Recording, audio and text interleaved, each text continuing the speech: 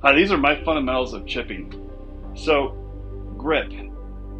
There's certain grip matchups, okay? I'll tell you one grip I'm not a huge fan of, but it can be worked with, okay? And I'm not going to be able to get into every matchup here, so there's going to be some generalities, but we can work within it and get some questions if you have any. But I don't like seeing this grip for chipping, okay? I don't. It makes it hard to open to keep the face open like we want, chipping and pitching, so I don't like to see it. If you have to keep your left hand there, I'd rather see you get your right hand over to weaken that quite a bit, okay? It's one grip I don't like seeing. It can be done, but we have to do certain matchups to make it work, okay?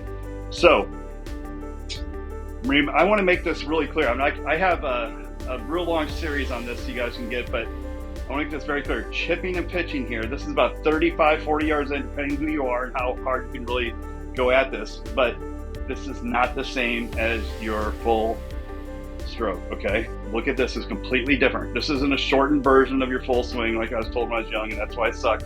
It's completely different. So we're gonna start off different by setting up very close.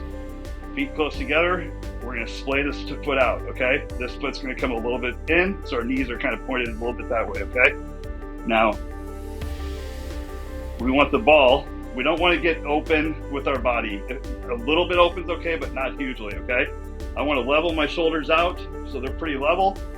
So you hear people say get your weight on the left side. Well, if you level your shoulders out, feel that, you're going to feel like you're on your left side more. And the foot's splayed out. Why do I do that? So it makes it easy for me to turn through, okay?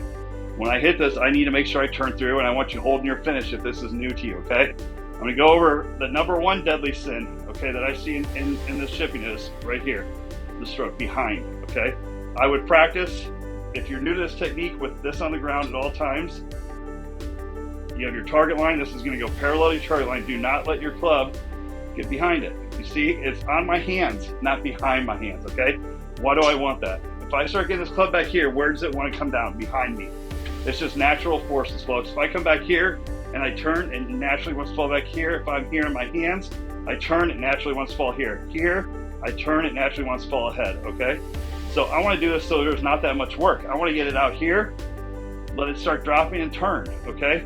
So the stroke, or what we feel like we're doing here, is we're gonna get toe up on the way back basically and have the space more open on the way through, okay? Now, the way I want you to feel about this is we're coming back, we're tossing this underhand, okay? You're gonna feel like it's this underhand toss that you're doing. And we're staying real steady, okay? We can't have movement back and forth. We want to be real steady over this. I try not to move at all, basically. In the backswing, I'll just stay over it kind of like this, and then just turn on the way through, okay? Now I want to match this like, hear that sound, folks? That's what it's supposed to sound like, okay? That's when you know you hit it just as you're intended to. So if you have a launch mount, you look for low point and stuff. When you hit it correct, you'll know it'll just slide underneath, okay? And you can even hit it behind a bit and you'll be okay if you have the right technique, meaning we're not driving this in to the ground, the leading edge. Now, I play it middle to front, depending on height I want. The only time I'll play it back is if it's in a depression or something, or some kind of silly shot I'll play that's different, but otherwise it's stock shots, middle to front. You just want to feel it kind of on your hands and just kind of more, and we're just kind of going down and getting it back to where we started. So if let's say I have 5 degrees shaft when you start, I need to get it back to about 5 degrees. Okay, then if you see us, it's kind of pointing at my belly button, right? It stays pointed at my belly button as I come through and I come off, okay? So I come back here, I get it to here, and then it stays pointed at my belly button when I'm coming through, okay? We have to turn. So if I boil this down and say what's important in our chipping and pitching here, number one above anything else, we have to brush this grass. I call it thump the grass, okay? But most people, it's brush, okay? We have to brush this grass. If we don't, I don't care what you do, none of it works, okay? So your number one priority, no matter what, is brush this grass, okay? Then my number one is thump, the next one I call turn. So it's this, it is thump and turn. So hitting the ground is the thump and I turn, okay? Because if I don't do those two, I'm in probably pretty big trouble, okay? Now, I added in something else with back here, but I can be back there and thump and turn and probably still get away with it most of the time, but not all the time, okay? And I want you guys to hit it great all the time. So I have my thump and turn thought, okay? You know, my problem is I will get it a little behind me at all times, but you know, I see pros still practicing with stick down every time. I still do every time with it. I just want to feel like it's just a nice little turn, turn, turn, okay? I'm staying very steady over the ball if you notice, okay? I'm not shifting backwards at all. I'm just staying here. If anything, when the club goes back on the tour, they actually go a little forward and then rotate around that. It's anything to make sure they're clipping the ball nicely.